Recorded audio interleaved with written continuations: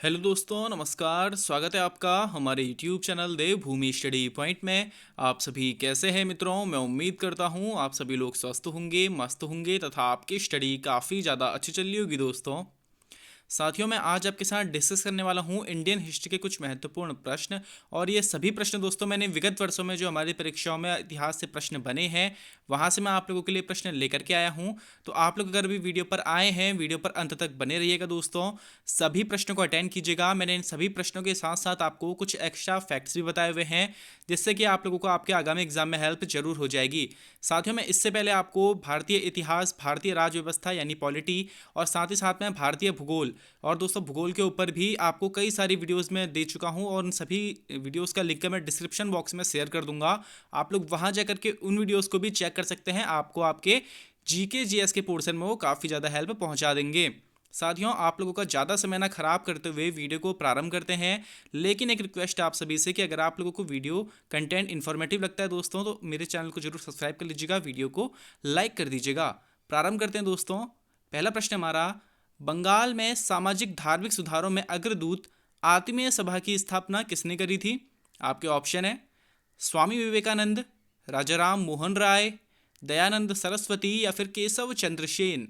तो दोस्तों इसका बिल्कुल राइट आंसर हो जाएगा ऑप्शन बी, राजा राम मोहन राय। दोस्तों ऐसे व्यक्ति थे जिनके द्वारा आत्मीय सभा की स्थापना करी गई थी। अब दोस्तों जैसा कि मैंने आप लोगों को बताया है कि मैं इन प्रश्नों के साथ साथ आपको एक्स्ट्रा फैक्ट्स बताऊंगा जिससे कि आपको हेल्प हो जाएगी आपके एग्जाम में और प्रश्न को बेहतर तरीके से समझने में। दोस्तों एक्स्ट्रा फैक्ट्स के तौर पर हम लोग देखते हैं कि राजा राम मोहन राय ने कोलकाता में वर्ष 1814 में बंगाल में सामाजिक धार्मिक सुधारों में एक अग्रदूत संगठन आत्मीय सभा की स्थापना करी थी।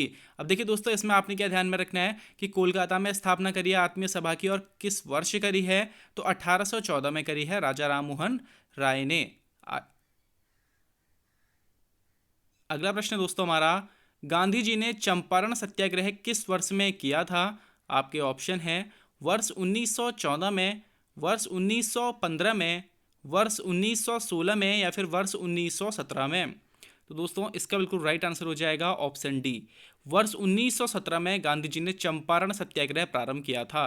जैसे कि दोस्तों आप सभी जानते होंगे कि जो चंपारण सत्याग्रह है गांधी जी ने साउथ अफ्रीका से आने के बाद भारत में करा था और इनके द्वारा किया गया पहला सत्याग्रह आंदोलन था।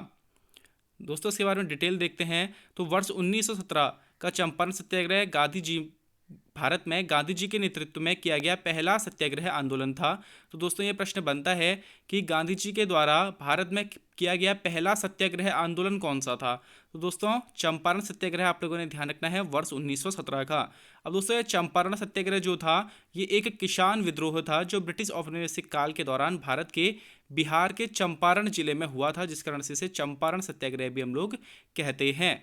आगे बढ़ते दोस्तों, गांधी इरविन समझौता भारत के निम्न में से किस आंदोलन से संबंधित था? आपके ऑप्शन है रॉलेट एक्ट, सविनय अवज्ञा आंदोलन, असहयोग आंदोलन या फिर भारत छोड़ो आंदोलन। दोस्तों इसका बिल्कुल राइट आंसर हो जाएगा ऑप्शन बी, सविनय अवज्ञा आंदोलन। दोस्तों ये जो आंदोलन है सविनय अवज्ञा आंदोलन इसी से संबंधित था वो गांधी इरविन समझौता। अब इसके बारे में थोड़ी डिटेल जानते हैं हम लोग। तो दोस्तों गांधी इरविन समझौता भारत के सविनय अवज्ञा आंदोलन से संबंधित था। आपने सबसे पहले तो इसे ध्यान में रखना है। और इस समझौते पर 5 मार्च 1931 को महात्मा गांधी और लॉर्ड इरविन ने हस्ताक्षर किए थे। तो कब किए थे दोस्तों? 5 मार्च 1931 को। इसके अनुसार क्या हुआ था कि गांधी इरविन समझौते के अनुसार गांधी जी ने सविनय अवज्ञा आंदोलन स्थगित कर दिया था, यानी कि इस आंदोलन को ना रोक दिया था, स्थगित कर दिया था इस समझौते के बाद। इसमें दोस्तों कुछ शर्तें रखी गई थी, उन शर्तों को पूरा करा गया। कुछ शर्तें गांधी ने रखी, कुछ शर्तें इरविन ने रखी थी। तो दोनों के बीच में एक समझौता हुआ था और इसी समझौते के अनुसार गांधी जी ने सविनय अवज्ञा आंदोलन को स्थगित कर दिया था और दूसरे गोलमेज सम्मेलन में भाग लेने के लिए गांधी जी सहमत हुए थे कांग्रेस के साथ साथ, यानी कांग्रेस भी दूसरे गोलमेज सम्मेलन में भाग लेगी, ये कहा था महात्मा गांधी जी ने। और स्वयं ये प्रश्न बनता है दोस्तों, 3 गोलमेज सम्मेलन हुए थे तो इसमें पूछा जाता है कि गांधी जी ने किस एक गोलमेज सम्मेलन में भाग लिया था? तो दूसरे गोलमेज सम्मेलन में गांधी जी ने भाग लिया था और ये भाग लिया था इन्होंने गांधी इरविन समझौते के कारण से। नेक्स्ट क्वेश्चन है हमारा, किसके शासनकाल को मुगल वास्तुकला का स्वर्ण युग कहा जाता था? आपके ऑप्शन है दोस्तों अकबर, जहांगीर, शाहजहां या फिर हुमायूं। दोस्तों इसका बिल्कुल राइट आंसर हो जाएगा ऑप्शन सी। शाहजहां के काल को दोस्तों मुगल वास्तुकला का स्वर्ण युग कहा जाता था। अब ये दोस्तों क्यों कहा जाता था, इसे थोड़ा सा डिटेल में हम लोग देखेंगे। तो दोस्तों शाहजहां का शासनकाल जो कि 1627 से 1658 तक रहा था, इसको मुगल वास्तुकला के स्वर्ण युग के रूप में जाना जाता है। क्यों जाना जाता है दोस्तों? क्योंकि शाहजहां ने ताजमहल, लाल किला आदि जैसे कई बड़े स्मारक बनवाए थे। साथ ही साथ में शाहजहां ने दोस्तों जामा मस्जिद और मोती मस्जिद भी बनवाई है। तो आपने चारों ही बड़े बड़े इमारतों के बारे में ध्यान में रखना है दोस्तों कि चारों का ही निर्माण शाहजहां के काल में हुआ था। इसीलिए शाहजहां के शासनकाल को मुगल वास्तुकला का स्वर्ण युग कहा जाता था। नेक्स्ट क्वेश्चन हमारा, पानीपत का तीसरा युद्ध कब लड़ा गया था? आपके ऑप्शन है 1761 में, 1739 में, 1526 में या फिर 1556 में। दोस्तों इसका बिल्कुल राइट आंसर हो जाएगा ऑप्शन ए। वर्ष 1761 में पानीपत का तीसरा युद्ध लड़ा गया था। अब देखिए दोस्तों, पानीपत का जो तीसरा युद्ध है ये जनवरी 1761 को पानीपत में मराठा साम्राज्य और आक्रमणकारी अफगान सेना में कौन दोस्तों? अहमद शाह दुर्रानी की सेना, ठीक है, जिसे 4 भारतीय सहयोगियों ने भी समर्थन दिया था। यानी कि जो अफगान सेना थी ना अहमद शाह दुर्रानी की दोस्तों, इसे 4 भारतीय सहयोगियों ने भी समर्थन दिया था। तो इनके साथ मराठा साम्राज्य का युद्ध हुआ था दोस्तों, और इसे ही हम लोग पानीपत के तीसरे युद्ध के रूप में जानते हैं, जो कि जनवरी 1761 को पानीपत में हुआ था। अब देखिए दोस्तों, पानीपत का प्रथम युद्ध कब हुआ था? तो 1526 में पानीपत का प्रथम युद्ध हुआ था, और पानीपत का दूसरा युद्ध दोस्तों 1556 में हुआ था। तो आपने तीनों पानीपत के युद्ध को ध्यान में रखना है। नेक्स्ट क्वेश्चन है हमारा, आगरा का किला किसने बनवाया था? आपके ऑप्शन हैं बहादुर शाह जफर, शाहजहां, बाबर या फिर अकबर। दोस्तों इसका बिल्कुल राइट आंसर हो जाएगा ऑप्शन डी, अकबर के द्वारा दोस्तों आगरा का किला बनवाया गया था। अब देखिए दोस्तों, आप लोगों ने इसे ध्यान में रखना है। दो चीज़ें आप लोग ध्यान में रखेंगे। क्या चीज़ें ध्यान में रखनी है आप लोगों ने? सबसे पहले तो आप ये ध्यान रखेंगे कि आगरा का लाल किला मुगल बादशाह अकबर ने बनवाया था और दिल्ली का लाल किला शाहजहां ने बनाया था। अब देखिए दोस्तों, आगरा का जो किला है ना, इसे आगरा का लाल किला भी कहते हैं, और दोस्तों इसको मुगल बादशाह अकबर ने बनवाया है, और दिल्ली के लाल किले को शाहजहां ने बनवाया है। आपने दोनों में डिफरेंस समझना है, दिल्ली का लाल किला शाहजहां और आगरा का लाल किला अकबर। दोस्तों वर्ष 1983 में आगरा के किले को यूनेस्को की विश्व धरोहर स्थल की सूची में सम्मिलित किया गया है। यूनेस्को ने इसे वर्ल्ड हेरिटेज साइट में शामिल किया है दोस्तों, तो आप लोगों ने इसे भी ध्यान में रखना है वर्ष 1983 में। नेक्स्ट क्वेश्चन है हमारा, कांग्रेस के निम्न में से किस अधिवेशन में पूर्ण स्वराज का नारा दिया गया था? आपके ऑप्शन हैं कराची अधिवेशन, लाहौर अधिवेशन, कलकत्ता अधिवेशन या फिर कानपुर अधिवेशन। तो दोस्तों काफ़ी महत्वपूर्ण ये प्रश्न है, तो आप लोगों ने अपना अपना आंसर लगा लिया होगा। इसका बिल्कुल राइट आंसर हो जाएगा दोस्तों ऑप्शन बी, कांग्रेस के लाहौर अधिवेशन में पूर्ण स्वराज का दोस्तों नारा दिया गया था। अब डिटेल देखते हैं दोस्तों इसके बारे में हम लोग। तो कांग्रेस के वर्ष 1929 के लाहौर अधिवेशन में, जो कि रावी नदी के तट पर हुआ था दोस्तों, इसको पूर्ण स्वराज का नारा दिया गया था। तो दोस्तों कब का है ये अधिवेशन? वर्ष 1929 का लाहौर अधिवेशन, जो कि रावी नदी के किनारे हुआ था, और इसी में कांग्रेस के द्वारा पूर्ण स्वराज का नारा दिया गया था। यानी पूर्ण स्वराज का मतलब क्या होता है दोस्तों? पूर्ण स्वतंत्रता, इसका नारा दिया गया था। और इस अधिवेशन की अध्यक्षता पंडित जवाहरलाल नेहरू ने करी थी। तो दोस्तों ये लाहौर अधिवेशन काफ़ी ज़्यादा इंपॉर्टेंट है, काफ़ी ज़्यादा बार हमारी परीक्षाओं में प्रश्न पूछा गया है, तो आपने इसे ध्यान में रखना है कि ये वर्ष 1929 में हुआ था दोस्तों, और इसमें पूर्ण स्वराज का नारा दिया गया था और अध्यक्षता पंडित जवाहरलाल नेहरू जी ने करी थी। और इस समय दोस्तों ये जब पूर्ण स्वराज की घोषणा करी गई थी, यानी कि जब ये अधिवेशन हुआ था, इस समय भारत का वायसराय कौन था? तो लॉर्ड इरविन इस समय भारत का वायसराय था। नेक्स्ट क्वेश्चन है हमारा, जब महमूद गजनवी ने सोमनाथ मंदिर पर आक्रमण किया तब गुजरात का शासक कौन था? अब देखिए दोस्तों, आपने सबसे पहले तो इसे ध्यान में रखना है कि महमूद गजनवी ने सोमनाथ मंदिर पर आक्रमण किया था। तो दोस्तों ये प्रश्न पूछा आता है कि सोमनाथ मंदिर पर आक्रमण कर उसे लूटा किसने था? तो महमूद गजनवी ने उसे लूटा था। अब दोस्तों जब लूटा था तो उस समय गुजरात का शासक कौन था? आप सभी जानते होंगे सोमनाथ मंदिर गुजरात में है, और इस गुजरात का शासक कौन था? तो आपके ऑप्शन है सुखपाल, गंधचंदेल, भीमदेव या फिर सुखदेव। तो दोस्तों इसका बिल्कुल राइट आंसर हो जाएगा ऑप्शन सी, गुजरात का शासक उस समय भीमदेव था जब महमूद गजनवी ने सोमनाथ मंदिर पर आक्रमण किया था। दोस्तों 1024 ईस्वी में भीमदेव के शासनकाल के दौरान महमूद गजनवी ने गुजरात पर हमला किया, सोमनाथ मंदिर को लूट लिया था और उसके ज्योतिर्लिंग को तोड़ दिया था। तो दोस्तों आपने ध्यान में रखना है कि कब आक्रमण किया है? वर्ष 1024 ईस्वी में करा है। किस राजा के शासनकाल में करा था? तो भीमदेव के शासनकाल में करा था। किसने मंदिर को लूटा था? तो महमूद गजनवी ने लूटा था। नेक्स्ट क्वेश्चन है हमारा, बुलंद दरवाजा किसके द्वारा बनाया गया था? आपके ऑप्शन है हुमायूं, अकबर, बाबर या फिर औरंगजेब। दोस्तों इसका बिल्कुल राइट आंसर हो जाएगा ऑप्शन बी, अकबर के द्वारा दोस्तों बुलंद दरवाजा बनाया गया था। अब इसके बारे में थोड़ी सी हम लोग दोस्तों डिटेल जान लेते हैं। तो दोस्तों बुलंद दरवाजा अकबर के द्वारा बनवाया गया था और इसे 1601 में बनाया गया था और इसके निर्माण में ना टोटल 12 वर्ष का समय लगा था। अब देखिए दोस्तों ये है कहाँ स्थित, तो यह फतेहपुर सीकरी, आगरा जिला, उत्तर प्रदेश राज्य में स्थित है, जिसका निर्माण अकबर के द्वारा करवाया गया है। दोस्तों आप सभी इन एक्स्ट्रा पॉइंट्स को ना नोट करते रहिएगा, आपको आपके आगामी एग्जाम्स में हेल्प जरूर पहुंचाएंगे। नेक्स्ट क्वेश्चन है हमारा दोस्तों, तुगलकनामा के लेखक कौन है? आपके ऑप्शन है अमीर खुसरो, अमीर हसन देहलवी, अल बरूनी या फिर मिनहाज उस सिराज। तो दोस्तों इसका बिल्कुल राइट आंसर हो जाएगा ऑप्शन ए, अमीर खुसरो दोस्तों तुगलकनामा के लेखक हैं। अब इसके बारे में भी थोड़ा हम लोग दोस्तों डिटेल में देखते हैं। तो तुगलकनामा नामक पुस्तक दोस्तों अमीर खुसरो के द्वारा वर्ष 1320 में लिखी गई थी। ये काफ़ी ज़्यादा बार दोस्तों हमारी परीक्षा में पूछी गई है और अमीर खुसरो, आप लोगों ने इस व्यक्ति को भली भांति थोड़ा सा ध्यान में रखना है, क्योंकि इससे अगर कभी भी पुरानी हिस्ट्री से अगर प्रश्न बढ़ रहे हैं दोस्तों हमारे, तो अमीर खुसरो से प्रश्न बनने के लिए हमें देखने के लिए मिलते हैं। तो आप लोगों ने इसे जरूर ध्यान रखना है। ये तुगलक वंश के शासनकाल की एक ऐतिहासिक व्यापक कविता है। दोस्तों तुगलकनामा क्या है? तो ये एक तुगलक वंश के शासनकाल की एक ऐतिहासिक व्यापक कविता है। आपने अमीर खुसरो से ध्यान में रखना है दोस्तों कि भारत का तोता की उपाधि ने दी गई है। तो दोस्तों भारत का तोता की उपाधि किसे दी गई है? अमीर खुसरो को दी गई है। नेक्स्ट क्वेश्चन है हमारा, अमेरिका में गदर पार्टी की स्थापना किसने की थी? आपके ऑप्शन है लाला लाजपत राय, लाला सुखवीर सिंह, लाला हरदयाल या फिर लाला मानवीर सिंह। दोस्तों आप सभी लोगों ने अपना आंसर लगा लिया होगा। इसका बिल्कुल राइट आंसर हो जाएगा ऑप्शन सी, लाला हरदयाल ने दोस्तों अमेरिका में गदर पार्टी की स्थापना करी थी।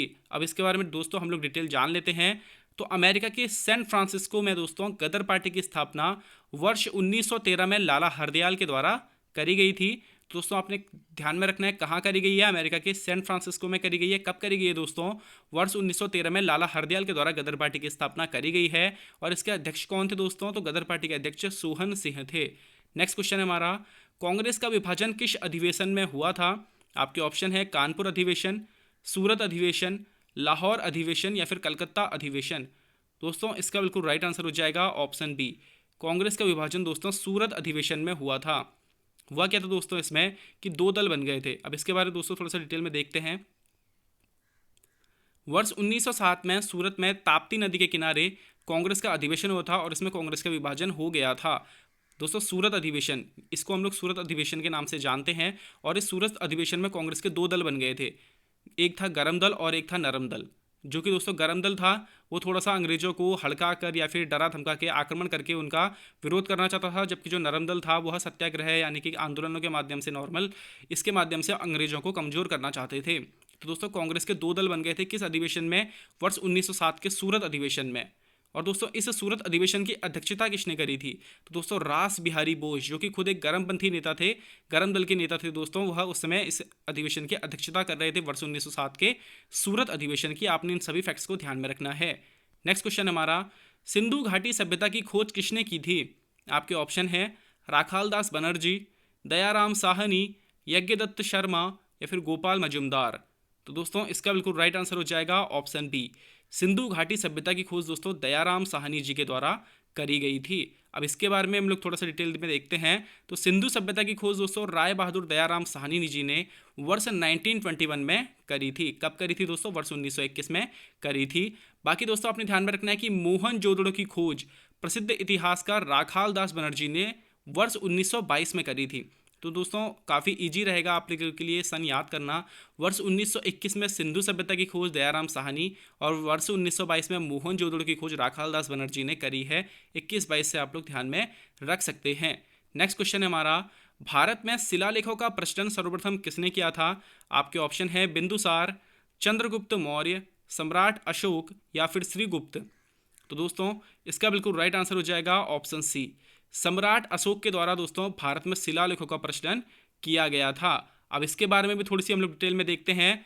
तो दोस्तों भारत में शिलालेख का प्रचलन सर्वप्रथम अशोक ने किया था और अशोक के शिलालेख की खोज 1750 ईस्वी में पादरेटी फैंथलर ने की थी। तो दोस्तों ये प्रश्न पूछा जाता है कि इसकी खोज किसने करी थी या फिर कब करी गई थी? तो दोस्तों 1750 ईस्वी में पादरेटी फैंथलर ने इसकी खोज करी थी। और इनकी संख्या कितनी है दोस्तों, तो 14 अशोक के शिलालेखों की संख्या है। बाकी दोस्तों, अशोक के शिलालेखों को सबसे पहले किसने पढ़ा था, ये प्रश्न पूछा जाता है। तो अशोक के शिलालेखों को सबसे पहले जेम्स प्रिंसेप ने वर्ष 1837 में पढ़ा था। आप लोगों ने इसे भी ध्यान में रखना है। नेक्स्ट क्वेश्चन हमारा, कलकत्ता सुप्रीम कोर्ट की स्थापना कब हुई थी। आपके ऑप्शन है 1773 में, 1774 में, 1775 में या फिर 1778 में। दोस्तों, इसका बिल्कुल राइट आंसर हो जाएगा ऑप्शन बी, वर्ष 1774 में कलकत्ता सुप्रीम कोर्ट की स्थापना हुई थी। अब इसके बारे में भी थोड़ी सी हम लोग डिटेल में देखते हैं। तो दोस्तों, वर्ष 1973 के रेगुलेटिंग एक्ट के तहत वर्ष 1774 में, सॉरी दोस्तों यहाँ पे 1973 हो गया है, ये 1773 होगा, तो आप लोग थोड़ा सा इसको करेक्ट कर लीजिएगा। वर्ष 1773 के दोस्तों रेगुलेटिंग एक्ट के तहत वर्ष 1774 में कोलकाता में उच्चतम न्यायालय की स्थापना करी गई थी। दोस्तों 1773 में एक रेगुलेटिंग एक्ट आया था। तो दोस्तों ये प्रश्न पूछा जाता है कि कलकत्ता सुप्रीम कोर्ट की स्थापना किस एक्ट के तहत की गई थी। तो वर्ष 1773 के रेगुलेटिंग एक्ट के तहत वर्ष 1774 में कलकत्ता में उच्चतम न्यायालय यानी सुप्रीम कोर्ट की स्थापना करी गई थी। अब दोस्तों, इस सुप्रीम कोर्ट के मुख्य न्यायाधीश यानी कि चीफ जस्टिस कौन बनाए गए थे। तो दोस्तों, एलिजा एम्पे कोलकाता उच्चतम न्यायालय के मुख्य न्यायाधीश बनाए गए थे, एलिजा एम्पे। अगला प्रश्न आप लोग ध्यान रखेंगे कि कोलकाता उच्चतम न्यायालय की स्थापना के समय भारत का गवर्नर जनरल, सॉरी दोस्तों बंगाल का गवर्नर जनरल था उस समय। दोस्तों बंगाल का गवर्नर जनरल कौन था, तो वारेन हेस्टिंग्स उस समय दोस्तों गवर्नर जनरल था कोलकाता उच्चतम न्यायालय की स्थापना के समय। बाकी दोस्तों आगे बढ़ते हैं। नेक्स्ट क्वेश्चन हमारा, किस एक अंग्रेज गवर्नर जनरल ने सहायक संधि की पद्धति शुरू करी थी। आपके ऑप्शन है Lord Cornwallis, Lord Minto, Lord William Bentinck या फिर लॉर्ड वेलिजली। तो दोस्तों इसका बिल्कुल राइट आंसर हो जाएगा ऑप्शन डी, लॉर्ड वेलिजली। ये ऐसा अंग्रेज गवर्नर जनरल था जिसने सहायक संधि की पद्धति शुरू करी थी। अब दोस्तों इसके बारे में थोड़ी सी डिटेल देखते हैं। तो अंग्रेज गवर्नर जनरल लॉर्ड वेलिजली ने सहायक संधि की पद्धति शुरू करी थी, मगर दोस्तों भारत में सहायक संधि का प्रयोग सबसे पहले किसने किया था, अगर ये पूछा जाता है तो दोस्तों फ्रांसीसी गवर्नर डुप्ले ने किया था। लेकिन अगर कभी पूछेगा कि किस एक अंग्रेज गवर्नर जनरल ने सहायक संधि की पद्धति शुरू करी थी, तब आप लॉर्ड वेलिजली लगाएंगे। आपने दोनों ही प्रश्नों को समझना है। ठीक है दोस्तों, कि भारत में सहायक संधि का प्रयोग वेलिजली से भी पूर्व फ्रांसीसी गवर्नर डुप्ले ने किया था। और दोस्तों वेलिजली ने ही कलकत्ता में फोर्ट विलियम कॉलेज की स्थापना करी थी, जो कि काफ़ी ज़्यादा बार हमारी परीक्षा में पूछा जाता है। नेक्स्ट क्वेश्चन हमारा, बाल गंगाधर तिलक को भारतीय असंतोष का जनक किसने कहा था। आपके ऑप्शन है सलीम उल्लाह खां, भूपेंद्र नाथ दत्त, वेलेंटाइन सिरोल या फिर वेलेंटाइन सिपली। तो दोस्तों इसका बिल्कुल राइट आंसर हो जाएगा ऑप्शन सी, वेलेंटाइन सिरोल ने दोस्तों बाल गंगाधर तिलक को भारतीय असंतोष का जनक कहा था। बाकी दोस्तों आपने बाल गंगाधर तिलक जी के बारे में ध्यान में रखना है कि बाल गंगाधर तिलक ने वर्ष 1893 में गणपति उत्सव और वर्ष 1895 में शिवाजी उत्सव मनाना प्रारंभ किया था।